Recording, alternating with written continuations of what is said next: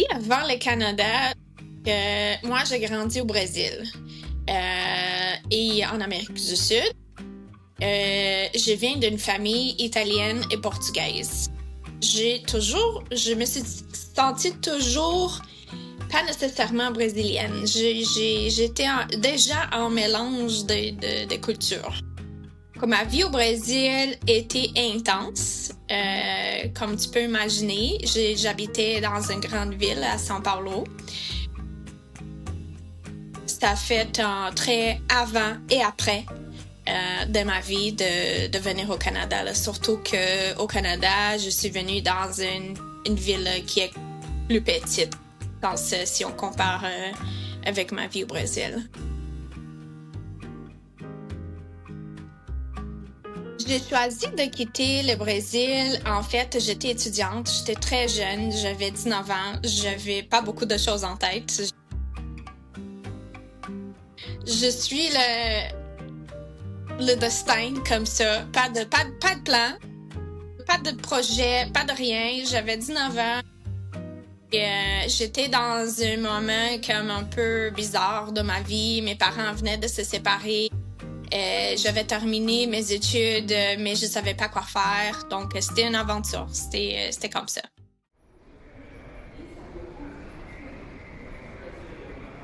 Je suis arrivée, je pense que c'était un vendredi ou un samedi soir, à 17h30, à Victoria, en Colombie-Britannique. Il faisait noir, complètement noir. J'étais pas habituée avec ça.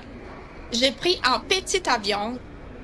Les gens qui vont sur l'île de Vancouver, ils vont comprendre ce que je dis. Pour accéder à l'île de Vancouver, tu descends à Vancouver ou tu descends aux États-Unis. Et puis, tu prends un petit avion où il y a peut-être 30 personnes. Donc, il faisait noir. Je me sentais, mon Dieu, où est-ce que je suis? Je suis à la fin du monde. Je suis arrivée à la fin du monde. S'il y a une place qui est la fin du monde, c'est ici. Dans un petit avion avec mon manteau de ski. Je savais pas qu'il faisait pas si froid à Victoria, Colombie-Britannique. On n'avait pas Instagram, Facebook, YouTube pour savoir les choses. Je savais absolument rien. Absolument noir. Pas beaucoup de monde sur la route. J'étais, oh my God. Mais le lendemain, là, on voit le jour, la journée, le soleil. Là, j'étais étonnée. J'ai dit, oh my God, c'est le paradis ici. Victoria, c'est très beau. Pour moi, j'étais vraiment impressionnée. Si tu compares que je viens de São Paulo, c'est gris. Une ville massive de ciment, de concret, que de bâtisses. Donc, arriver à Victoria où tout est beau et petit, et tout est organisé, manicured, tout ça. Donc, c'était vraiment un grand impact dans ma vie, surtout que j'avais 19 ans, que j'avais pas beaucoup de choses. J'avais pas vécu beaucoup de choses. Donc, ouais.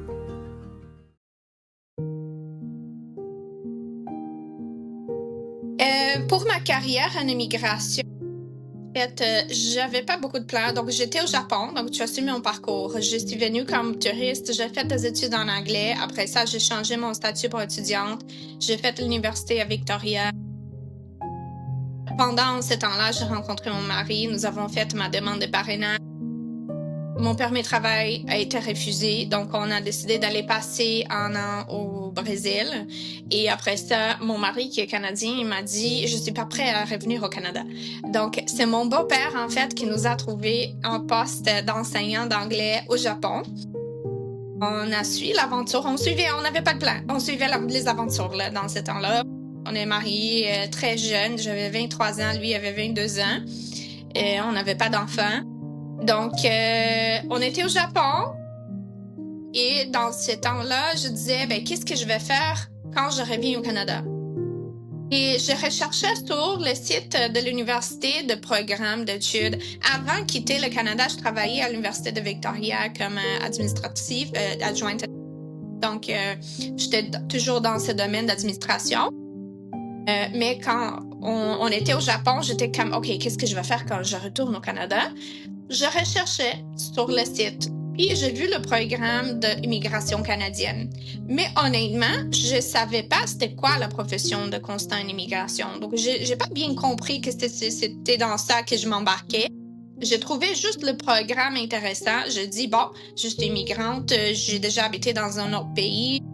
Ça m'intéresse peut-être de travailler avec des immigrants. Mais j'avais pas compris c'était quoi le principe. Mais je suivais les choses. C'était un peu par hasard. Donc, j'ai commencé mon programme. J'étais au Japon. Je faisais des examens à 3 heures du matin à cause de décalage horaire. Quand je suis rentrée au Canada, je n'avais pas encore terminé mon... Il y a quelqu'un qui m'a donné un job dans un cabinet de comptabilité. Donc, je faisais pas ça encore. Je suivais mon programme. J'ai pris une pause pendant mon programme. Je n'étais pas encore certaine qu'est-ce que j'allais faire de ma vie. Puis en 2016-2017, on a décidé de venir au Québec. Et c'est à ce moment-là que toutes les choses se sont alignées parce que moi, je parlais pas français dans ce temps-là. On habitait à Drummondville, on habite toujours à Drummondville. Il n'y avait pas beaucoup d'opportunités pour quelqu'un qui parle anglais. Et j'ai dit, écoute, je vais me lancer. Donc, j'ai lancé ma carrière comme ça. J'ai ouvert mon cabinet en immigration. En même temps, j'ai commencé à comprendre c'était quoi la profession, c'était quoi mon rôle de consultante en immigration. Et j'ai quand même apprécié le challenge. C'est une profession qui est... Il y a une combinaison de facteurs humains avec facteurs objectifs, logistiques, la loi, tout ça. Quand j'ai travaillé en comptabilité, j'ai trouvé que c'était juste le côté gauche de mon cerveau qui travaillait. Il n'y avait aucune interaction humaine. Et puis, je me sentais comme si j'étais un singe qui tape de chiffres. Chiffre. Et donc, ça me manquait un peu de contact humain, d'impacter la vie de quelqu'un. La vie de quelqu'un autre que ses états financiers. Et puis, c'est ça. Donc, ça fait 9 ans. Ça va faire 9 ans le mois prochain que je suis consultante en immigration.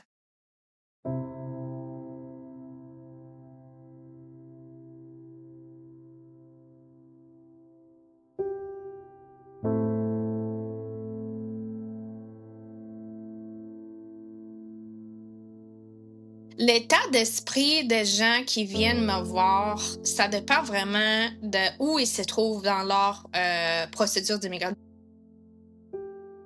Au départ, quand j'ai commencé, il y avait beaucoup d'opportunités de faire venir les gens dès leur pays d'origine, tant que résidents permanents, soit au Québec, soit au Canada, parce qu'il y avait moins de demandes en général et il y avait moins de compétition. C'était moins compétitif.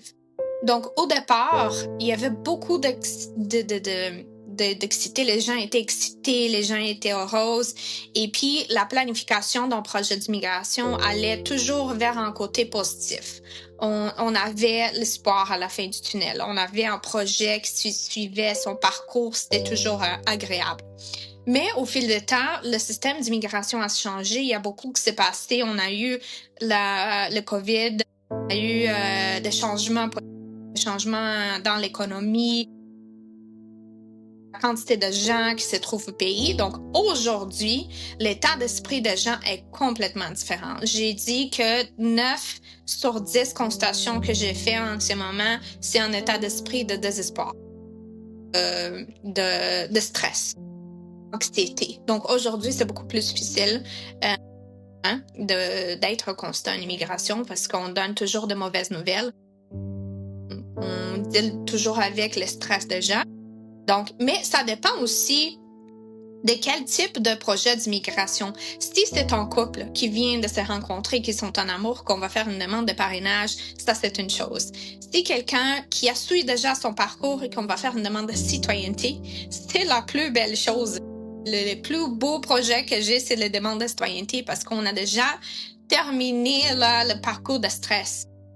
C'est vraiment là, je suis arrivée à la fin, j'ai eu ma victoire, je vais être citoyen canadien. Donc, ça dépend aussi de dans quel chemin la personne se trouve en ce moment.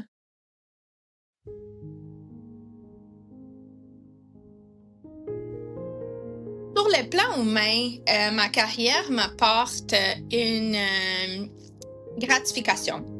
dans le sens que je fais partie de l'histoire des gens. Je fais partie de leur dossier d'immigration. Je fais partie d'une histoire d'une famille et potentiellement de plusieurs générations qui vont venir après eux. Donc, quand je pense, par exemple, donc au départ, je te disais que je viens d'une famille italienne et portugaise. Mes grands-parents étaient des immigrés au Brésil, comme beaucoup d'autres grands-parents à cause de la guerre. Et donc, ils ont quitté l'Europe après la guerre. Mais le dossier d'immigration, ils sont publics aujourd'hui. Donc, quand on tape leur nom sur l'Internet, on voit leur fiche d'immigration. Et dans ma tête, là, si jamais dans 50 ans, dans 100 ans, quelqu'un va taper le nom de mes clients, ils vont voir mon nom dans leur dossier. Ils vont voir que moi, je vais faire partie de ce parcours. Ça donne un chaleur à l'esprit de faire partie de ces histoires, de voir leur victoire, de le suivre. Je vois des mariages, des naissances. C'est sûr que je vois le côté plus triste aussi. Je vois des décès, je vois des séparations, de chicanes de couple, criminelle. Je vois un peu de tout. Là. Je vois l'humanité. Un peu comme j'observe la vie des gens. C'est très intéressant dans ce sens-là.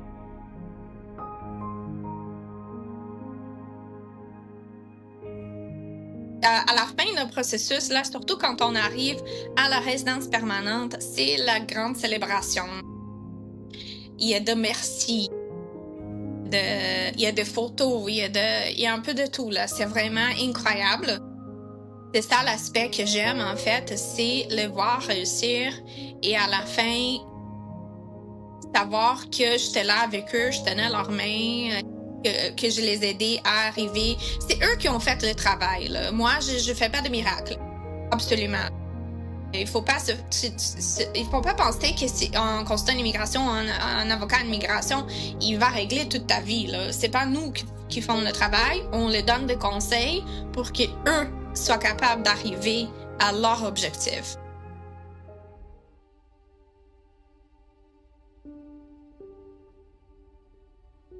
Depuis que je suis constante immigration, c'est sûr que ça m'a changé, c'est sûr que ça m'a affecté parce que j'ai compris plus l'être humain. Comme je disais tantôt, là, je vois des mariages, des décès, des séparations, des naissances, des crimes, des différentes réactions à la même chose. Donc, je travaille avec l'être humain. Et puis, j'ai pu comprendre plus c'est qui l'être humain? Comment l'être humain réagit? Donc, j'ai déjà vu beaucoup d'histoires, là. Et des fois, par exemple, on essaye de contourner, pas moi, mais il y a des clients qui essayent de contourner le règlement, mais c'est tout le temps la même histoire. Donc, je dis, écoute, cette histoire-là, je l'ai déjà entendue, ça fait 1000 fois. Donc, imagine si moi, je l'ai déjà écoutée. Imagine que les agents d'immigration ont déjà écouté la même histoire 1 million de fois de plus. Donc, c'est intéressant. C'est une étude de l'être humain, en fait. Un beau défi. C'est un défi pour eux, mais c'est un défi pour moi aussi.